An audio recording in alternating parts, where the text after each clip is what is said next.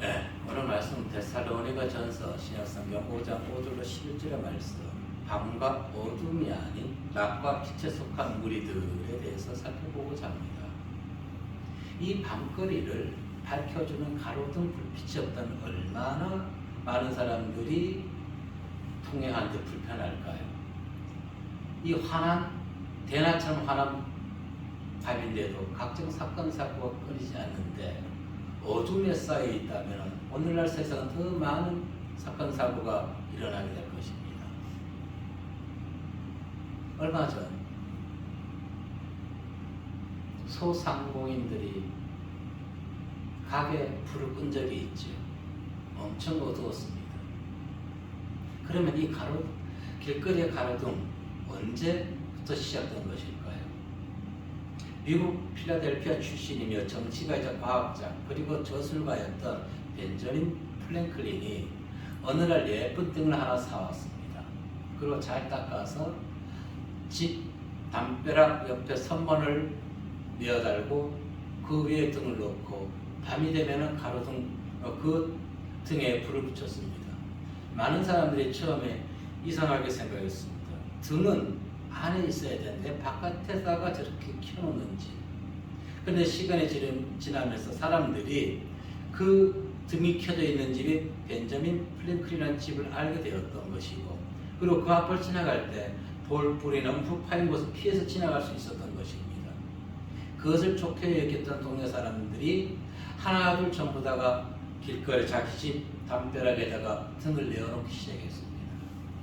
그래서 가장 먼저 가로등이 설치된 곳이 필라델피아 그 도시인 것이죠.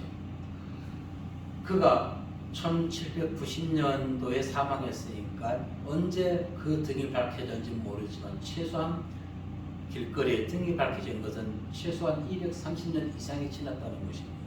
참으로 역사가 길지요. 그런데 이 어둠에 헤매고 있는 인간들을 구원하기 위해서 하나님께서 생명의 빛을 창조하시고 내려주셨습니다. 네. 죄악 가운데 허덕이며 죽을 수밖에 없던 우리가 이 빛 대신 예수 그리스도께 나오게 되면은 우리는 참 생명을 얻고 영원한 구원을 얻게 되는 것입니다. 네. 그 영원한 구원과 참 생명을 주신 하나님께 이 시간 찬양합니다. 아멘. 첫 번째 우리에게 들려주신 말씀은 밤과 어둠에 속한 무리들이라는 내용입니다. 7절 말씀을 먼저 읽어봅니다. 시작. 자는 자들은 밤에 자고 취하는 자들은 밤에 취하게. 아멘. 이 현상, 우리의 일상이고 지극히 정상적이고 당연한 사회 흐름인 것입니다. 조금 전에 얘기했듯이 코로나19로 인하여 왜 자영업자들이 폐업을 합니까? 그나마 가게를 운영하는 소상공인들, 무엇 때문에 그들이 경제적 고통을 호소하고 있는 것입니까? 이 너무나도 당연한 밤의 문화의 시간을 제한하기 때문에 그런 것입니다. 낮에 자고 낮에 취하는 사람은 업무 특성상 그래 많지 않습니다. 대부분의 일반 국민들은 밤에 자고 밤에 취하게 되는 것이지요. 그러니 이 밤 문화를 제약해버리니까, 단속해버리니까 소상공인들이 어려울 수밖에 없는 것입니다. 그렇다고 제가 밤을 찬양하거나 밤의 문화를 동경해서 얘기하는 것은 절대 아닙니다. 본문에서 바울이 말하는 밤, 취하다, 자다, 무엇을 말하는 것이고 우리는 이 말씀을 통해서 무엇을 교훈받아야만 하는 것일까요? 어둠에 속해 있는 자들, 성경에서 말하는 어둠에 속해 있는 자들은 그들 심령에 하나님의 말씀이 없는 자를 얘기하는 것입니다. 즉 자신들의 생각대로 쾌락에 빠지고 자신들이 하고 싶은 대로 마음대로 행하는 자들, 영적 감각이 죽어 있기 때문에 그런 것입니다. 밤, 취하다, 자다, 영적으로 죽어 있다는 것입니다. 그러니 어떻게 해요? 분별력이 흐려질 수밖에 없는 것이죠. 영적으로 죽어 있다 보니까. 그래서 선지자 이사야는 이러한 자들에 대해서는 보아도 알지 못하고 들어도 듣지 못하고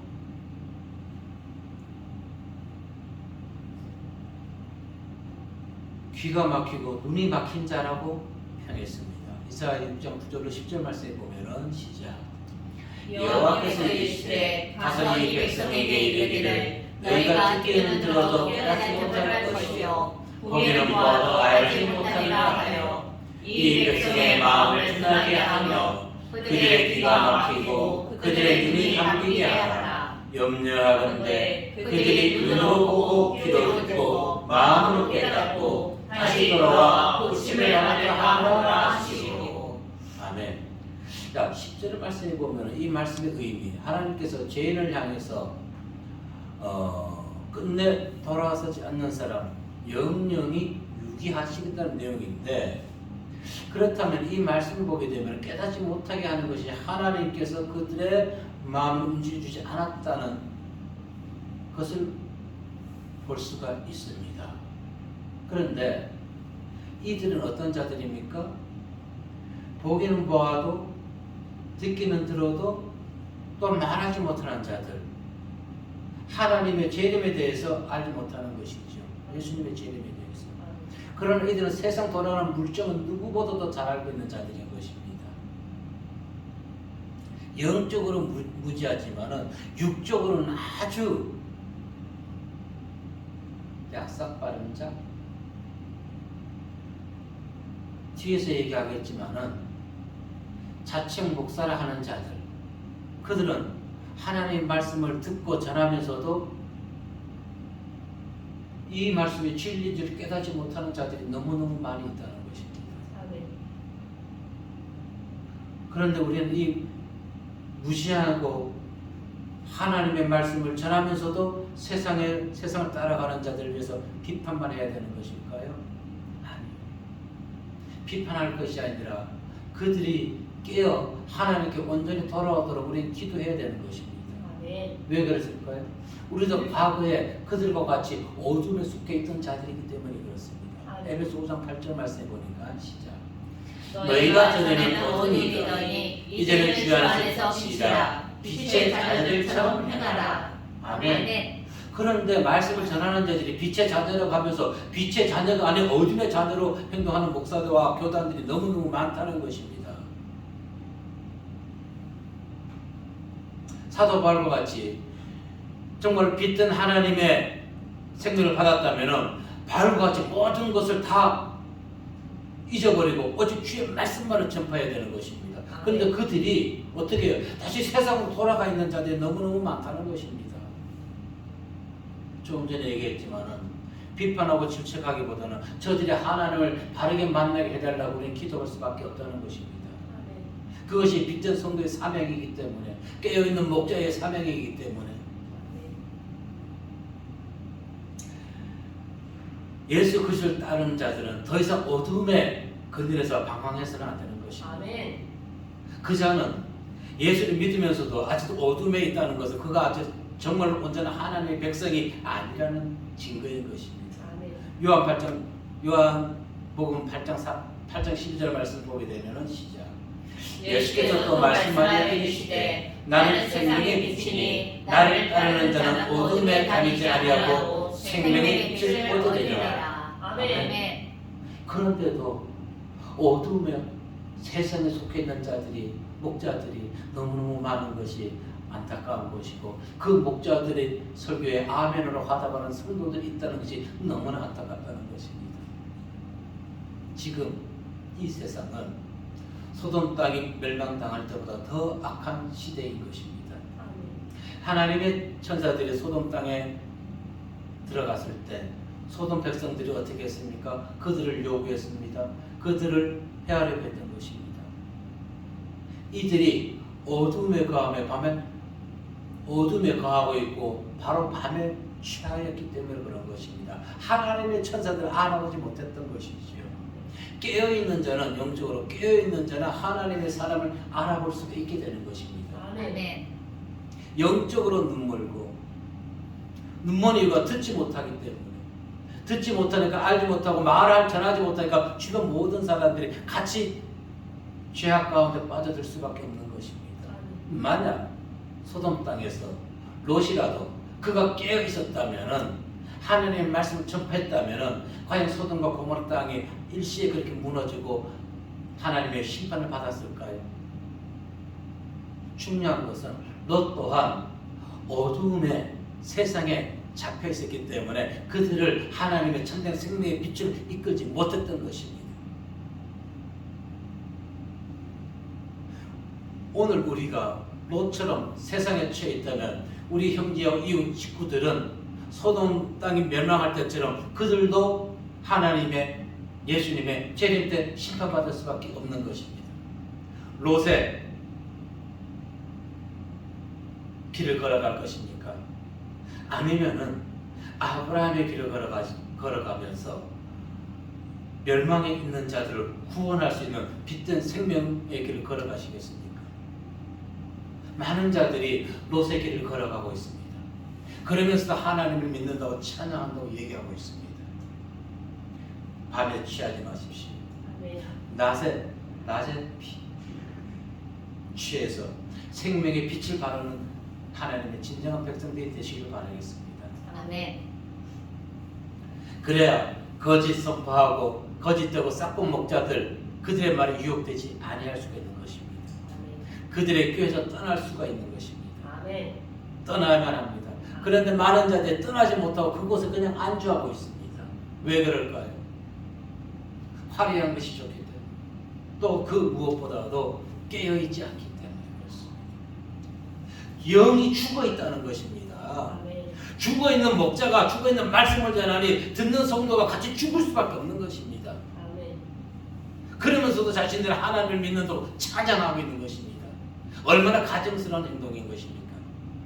세상 권력에 아부하는, 세상 이념과 세상 사상을 전하는 발락의 무리들, 현재의 찰나적 순간에 빠져서 주님의 재림을 준비하지 못한 어리석은 신부들. 로마서 11장 8절 말씀에 보면은 시작. 기록된 바 하나님이 오늘까지 그들에게 혼미한 심령과 보지 못할 눈과 듣지 못할 귀를 주셨다는 바 같으니라. 아멘. 이 내용 오해할 수 있어요. 하나님이 오늘까지 그들에게 혼미한 심령과 보지 못할 눈과 듣지 못할 귀를 주셨다. 즉 하나님께서 그들을 깨우쳐 주지 아니했다고 이렇게 오해할 수 있다는 것입니다. 아니에요. 출애굽 9장 12절 말씀에 보게 되면은 시작. 그러나 여호와께서 바로의 마음을 완악하게 하셨으므로 그들의 말을 듣지 아니하였으니 여호와께서 모세에게 말씀하신 바 같더라. 아멘. 자, 이 말씀도 로마서 11장 8절과 출애굽기 9장 10절 말씀 일맥상통한 것인데, 이 말씀은 하나님께서 그들을 바로와 이스라엘 백성들을 유기하신 이유가 무엇이냐면은, 특히 애굽의 왕 바로의 마음을 유기하신 것은 그동안의 많은 이적과 기사를 보면서도 바로는 자기 자신의 잘못을 깨닫고 하나님께 회개해야 되는데 그렇게 회개하지 아니했기 때문에 하나님께서 그대로 방치했다는 것입니다. 아멘. 회개하지 않는 심령은 하나님께서 그대로 방치하시는 것입니다. 자, 하나님께서는요, 우리 마음 누구 개개인에 각 들어와서 능동적으로 우리 마음을 움직이시는 분이 아닙니다. 우리에게 무엇이 주어졌어요? 자유의지가 주어졌다는 것입니다. 그래서 앞에서 이적과 기사를 행하는 것을 보면서 바로가 그동안 자기 마음을 완악하게 했던 것을 회개해야 되는데 자유의지로 회개하지 않았던 것입니다. 하나님이 저를 꿈에 부르셨어요. 제가 이 길을 갈 수도 있고 안 갈 수도 있었습니다. 저에게 자유의지가 있었던 것이에요. 그래서 저는 이 길을 택했던 것입니다. 하나님이 나를 불렀다 하지만은 내가 이 길을 갈 수도 있고 안 갈 수도 있는 것입니다. 사도 바울이 담에서 도상에서 예수 그리스도 빛된 하나님을 만났지만 그가 사도의 길을 갈 수도 있었고 안 갈 수도 있었던 것입니다. 그런데 그는 자유의지를 통해서 하나님의 종이 되었던 것입니다. 근데 바로나 이스라엘 백성들은 그 자유의지를 하나님을 배반하는 데 사용했던 것입니다. 그래서 하나님은 회개하지 않고 돌이키지 않는 그들에게 그들의 마음을 그대로 내버려 두는 것이지요. 에스겔 33장 11절 말씀에 보면은 시작. 너는 그들에게 말하라. 주 여호와의 말씀이니라. 나의 산을 두고 맹세하노니 나는 악인이 죽는 것을 기뻐하지 아니하고 악인이 그의 길에서 돌이켜 떠나 사는 것을 기뻐하노라. 이스라엘 족속아 돌이키고 돌이키라. 너희 악한 길에서 떠나라. 어찌 죽고자 하느냐 하셨다. 아멘. 보세요. 하나님은 악인들이 죽는 것도 기뻐하지 아니한다는 것입니다. 무엇을 원하신다고요? 그래서 돌이키기를 원한다는 것입니다. 그런데 바로는 이스라엘 백성들은 어떻게 마음을 그 완악한 곳에 돌이키지 않았던 것입니다. 오늘날도 말씀을 보고 전하는 자들이 이 완악한 마음을 돌이키지 않는 자들 너무너무 많이 있는 것이지요. 조금 전에 얘기했듯이 바로는 하나님께서 우리에게 주신 자유의지를 통해서 악하게 살았던 것입니다. 하나님께 회개하는 기회를 삼지 않았던 것입니다. 그에게는 무엇이 있어요? 영원한 죽음밖에 없는 것입니다. 바로 회개하지 아니하는 자들이 지금 영원한 어둠, 잠자고 세상 술에 취해 있는 자들이라는 것입니다. 그런데 우리가 롯과 같이 죽어 있으면은 하나님을 믿는다 하면서도 하나님의 백성이라 하면서도 롯과 같이 죽어 있다면 누가 우리 가족 영원, 이웃 영원 구원할 것입니까? 선택은 누구에게 달려있는 것이에요? 우리에게 있는 것이에요. 그들을 구원할 것인지 소돔과 고모라처럼 함께 다 멸망할 것인지 아니면 나만 부끄러운 구원을 받을 것인지. 롯은 부끄러운 구원을 받은 것입니다. 진정한 구원이 아닌 것이에요. 주의 면에서 항상 말씀의 빛으로 깨어 있어서 죽어가는 영혼들, 소돔 땅에 헤매는 영혼들을 하나님의 참된 생명의 빛, 가나안으로 인도할 수 있는 깨어있는 성도님들 되시길 바라겠습니다. 아멘. 두 번째 우리에게 주시는 말씀은 낮과 빛의 자녀의 성도라는 내용입니다. 5절 말씀을 보게 되면 시작. 너희는 다 빛의 아들이요 나의 아들이라. 우리가 가면한 곳에 속하지 아니하나니. 아멘. 빛의 아들에게는 4절 하반절에서 이렇게 얘기합니다. 형제들아 너희는 어둠에 있지 아니하며 그 날이 도둑같이 너희에게 임하지 못하리라. 아멘. 자, 그렇다면 도둑이 언제 온다고요? 밤에 온다는 것이에요. 내가 잠자고 있을 때 도둑이 오는 것입니다. 내가 낮에 깨어있는데 도둑이 들어오면 우리 도둑 물리칠 수가 있는 것이죠. 그래서 우리가 깨어있어야 되는 것입니다. 깨어있어야 됩니다. 사도 요한은 하나님은 빛이시라 그에게는 어둠이 조금도 없다고 했습니다. 예수님을 향해서는 생명의 빛이라고 했습니다. 요한복음 1장 4절 5절 말씀 보니까 시작. 그 안에 생명이 있었으니 이 생명은 사람들의 빛이라. 빛이 어둠에 비치되 어둠이 깨닫지 못하더라. 아멘. 근데 우리도 어둠이었습니다. 아멘. 그런데 빛이 우리의 어둠에 비치면서 우리는 어떻게 했어요? 깨달았던 것이. 아멘. 무엇을 통해서? 자유의지를 통해서. 그런데도 어떻게 많은 사람들은 예수를 믿으면서도 자유의지를 가지고 어둠에 빠져가는 성도가 너무너무 많다는 것입니다. 그러니까 세상이 이렇게 지금 썩어 빠지고 죄악에 관영하고 사건가 끊이지 않지 않습니까? 성도는 빛의 아들, 즉 예수 그리스도를 닮아가야 되는 것입니다. 뿐만 아니라 성도를 향한 하나님의 뜻은 무엇이냐면 거룩함인 것입니다. 빛의 아들은 거룩해야 되는 것입니다. 그래서 데살로니가전서 4장 3절 말씀에 보면 이렇게 얘기합니다. 하나님의 뜻은 이것이니 너희의 거룩함이라. 근데 거룩함을 우리가 잃어버리고 있다는 것입니다. 얼마나 많은 일이 거룩함을 회복하고 있는 것일까요? 하나님의 형상을 회복하고 있는 것일까요? 거룩함이라는 건 정결함, 도덕적으로도 거룩하고 또한 거룩한 열매를 맺어야만 되는 것입니다. 그런데 이 거룩의 열매 오직 예수 그리스도 안에서만 가능하다는 것입니다. 예수 그리스도 바깥에서는 우리가 거룩의 열매를 맺을 수가 없어요. 그건 사람을 속이는 것이에요. 순간 사건마다 새 치열을 가지고 이렇게 변명하고 저렇게 변명하고 속이는 것밖에 안 되는 것입니다. 아둔한 자인 것입니다. 그들에게 속는 자들은 정직과 공의를 얘기하면서도 자신의 가족에게는 그것을 제대로 발동하지 아니한다면 그 또한 마찬가지라는 것입니다. 우리는 분명히 깨어 있어야 되는 것이에요. 분별할 수 있어야 되는 것이에요. 저 사람이 계속 거짓말하고 있는지 아니면 진실로 그와 같은 행동을 하고 있는지 삶에서 나타나게 되는 것입니다. 그 사람의 열매가. 그래서 열매로 알아볼 수가 있는 것이에요. 아멘. 나체 아들이란 무엇입니까? 영적으로 깨어있는 자들이라는 것입니다.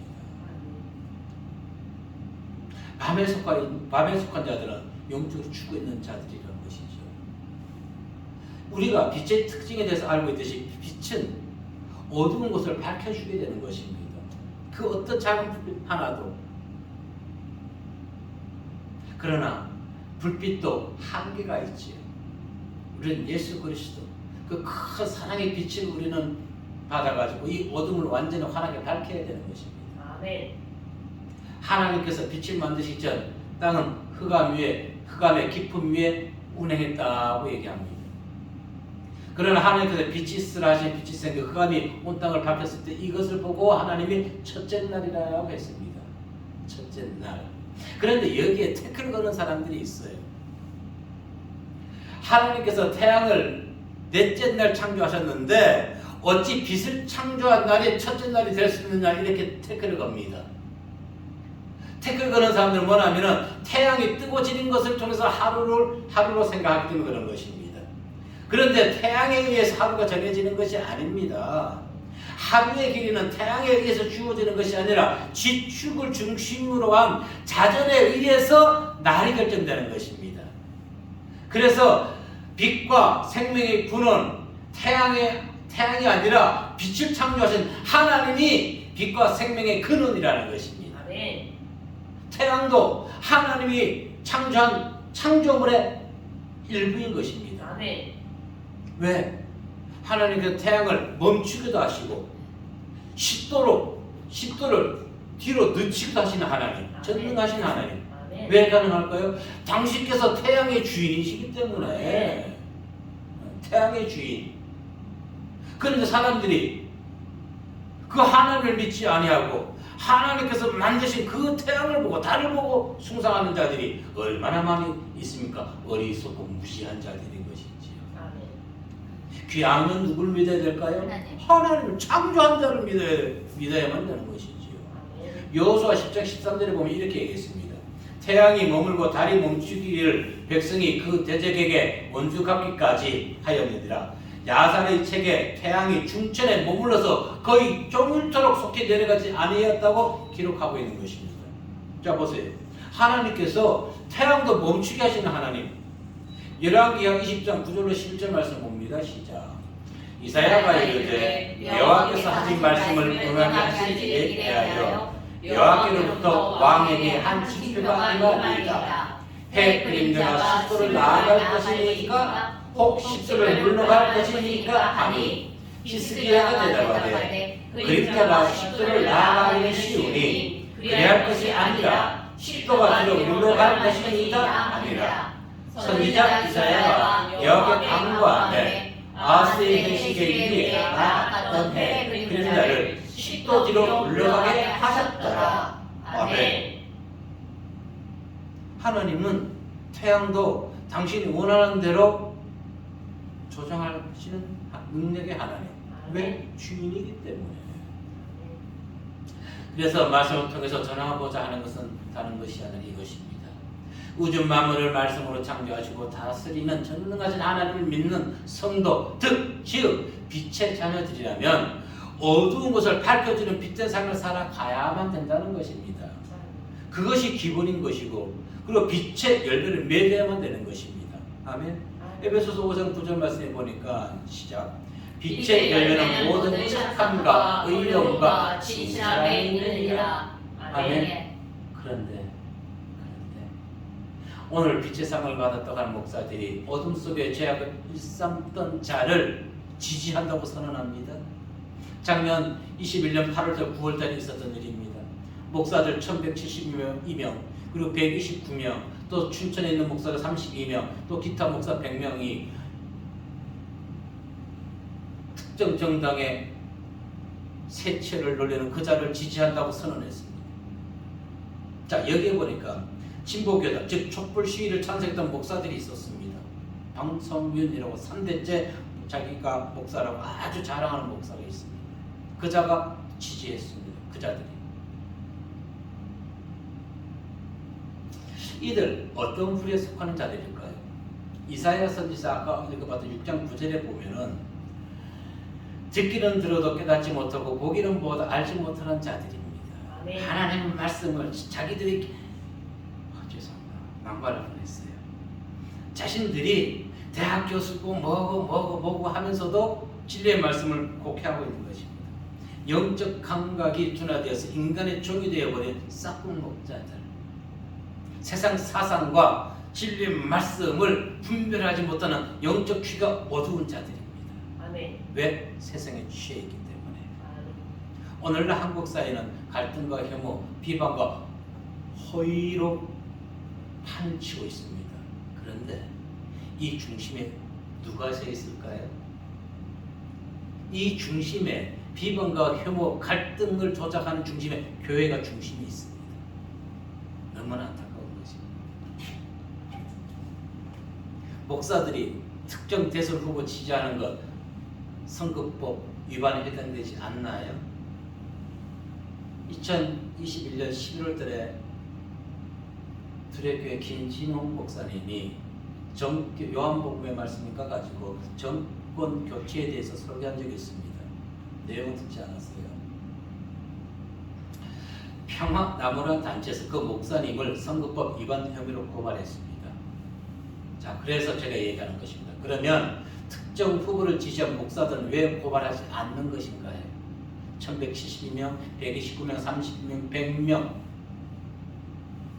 기타 경제단체인들이 그 사람을 지지하는 것은 그들을 질책하는 것이 아닙니다. 지금 목사들이 그 정당에 그 사람을 지지한다고 하는데 왜 평화나무에서는 김진홍 목사님의 정권 교체 설교는 선거법 위반으로 고발해놓고 왜 그 목사들은 고발하지 않느냐는 것입니다.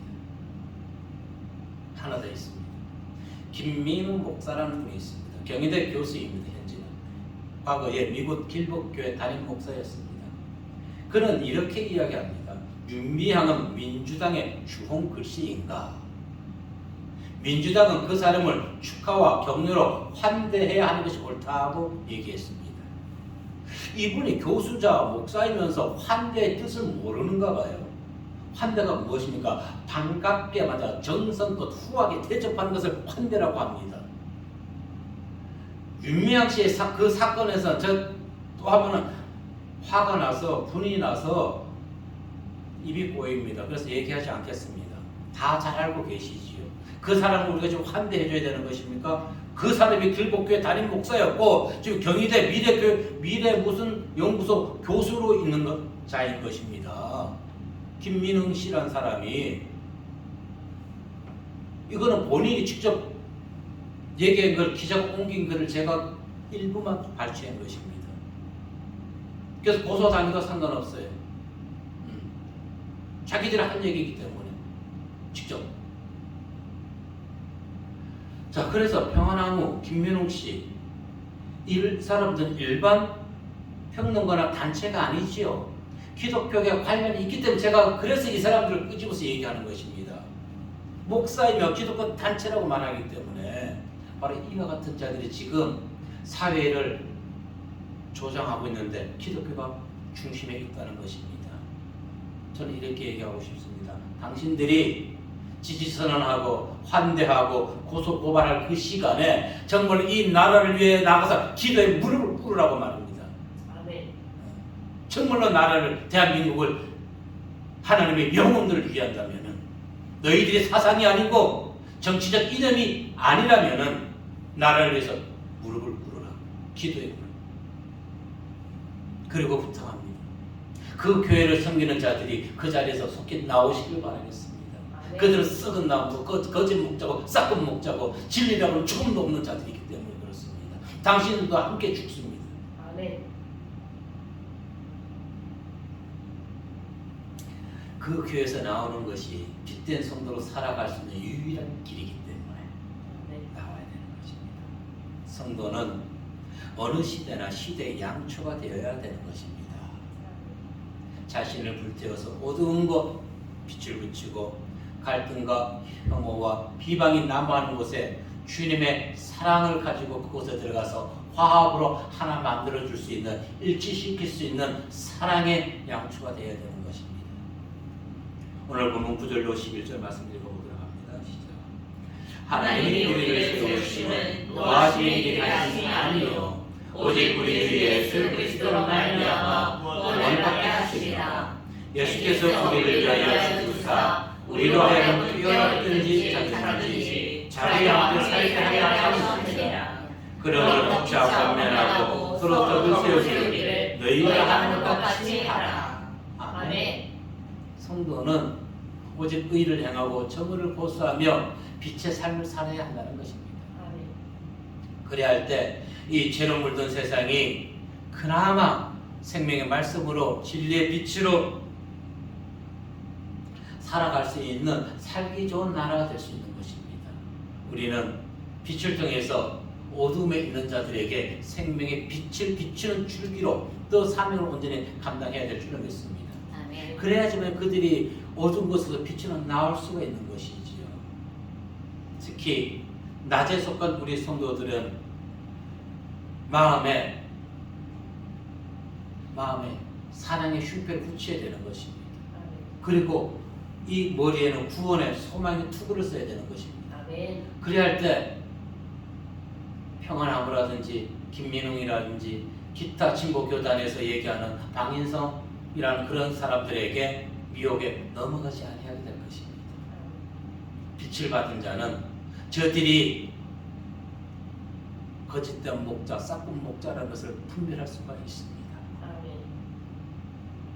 그들은 빛주는 교회보다 또 저보다 명성이 있겠죠. 비록 명성이 없다 할지라도 진리의 말씀을 가진 자는 분별할 수가 있습니다. 아멘. 하나님은 누구를 더 귀하게 쓰실까요? 누구의 생명을 더 보존시키실까요? 세상에 짝이 되고 진리의 말씀을 왜곡하는 자들을 귀하게 쓰실까요? 아니면 이름도 없이 무명이라 할지라도 하나님은 진리의 말씀만을 고수하는 자들을 하나님 귀하게 보실까요? 아멘. 우리는 무명이라도 좋습니다. 이름 없어도 좋습니다. 빛된 하나님의 생명 말씀만 가지고 세상을 변화시킬 수 있는, 내 주의를 밝힐 수 있는 양초의 사명을 다하는 빛된 성도님들 되시기를 이 시간 주의 이름으로 축복합니다. 아멘. 기도하겠습니다.